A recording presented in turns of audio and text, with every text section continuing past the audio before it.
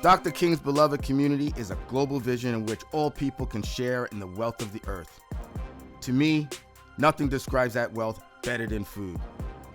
My name is Chef Alex Askew, and I've worked in kitchens and food systems around the world for over 35 years. Gonna add about a tablespoon of butter to this. You know, I was one of the first young black chefs on the Food Network, and I co-founded BCA Global, a nonprofit that helps people of color rise up in the culinary world, addressing food justice and their own career advancement. Today, I'm starting a journey to expose the serious problems in our relationship to food and community wellness. Low-income communities are stranded in food deserts and food swamps, and it's very hard to believe we have hungry communities, but yet we waste 40% of our food. $180 steak from Wegmans. Our changing climate is impacting farms worldwide. Dietary issues are killing people, with chronic disease on the rise. I'm going into these communities to expose the problems and make a change sooner than later. I mean, is this something that you would want to feed your kids every night? No, it looks a little I don't dangerous. think so. It's the smell for me. Let's go get something to eat, but not from here. Okay, let's go. Right. So one way, if we had to do the math, looks like what? Is it like an hour? Is it one way? Yes. We're not bringing any frozen ice cream home at this rate. This is what is available to people in the community as a food source. And I can tell you, there is nothing healthy about any of the foods that come out of this grocery store. And that is a clear example of disparity. I'm looking at the entire food system, and I'm not afraid to call it out for what it is. Sounds like a form of slavery. That's food apartheid, right? Why do you need two liquor stores in the same block? So it's food insecurity connected with hunger, connected with violence, and that's beyond the trifecta of how you demolish a community. Maybe this show should be about courage, because that's what it's gonna take. Oh, I'm so sorry to hear that. I can see that you get emotionally involved with the community, and which is the essence of a community hero. Community heroes are just about everywhere.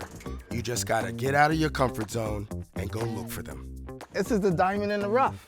This is incredible. You see how big this garlic is? Wow, this is incredible. Look at that size of that garlic. I made pickled okra. I don't eat okra, see? But now I will. Wow, that's incredible.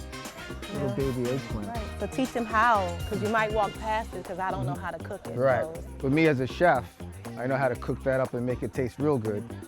Let's talk about these vegetables. Do we recognize any of these vegetables? I seen them in the store and at the pantry. You want to buy a clue? No? I'm glad you said yellow squash because I was like, okay, which one's like? Until you said yellow, I was like, okay, I know. All right, so let's. Mindful eating for the beloved community is a multi-generational concept where underserved and marginalized communities have survived and thrived for many years. The concept only works well when everyone comes together. It's a grassroots movement. Mindful eating is an expression of dignity, identity, and self-respect. It's about reconnecting our communities with food as a source of health and empowerment. So the reality with this beautiful food that we have here, there are persons in the same zip code that we live that are not going to have a meal tonight. And so it's important that for me to be a servant leader, to find a resource to make sure that persons can eat. So, how do you separate the meat, or it just all goes in? Why Is that we need one more? freezer? We need more. Yeah. But that's the this. only freezer you have? You'd be surprised how much I can fit in. Oh, okay. I believe there are two types of people. Those who know the house is on fire, and those that don't even realize it's burning down to the ground. This show is about meeting and helping the people who are putting out the flames. I fill and empty these fridges and freezers 4 times a week. And on Sundays, this much food is all fresh. There's more that's out there.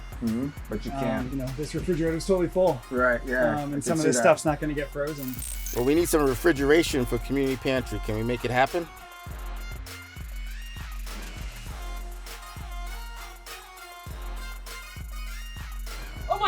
We want to thank our friends at Trolson. So this is what the Table of Justice is all about.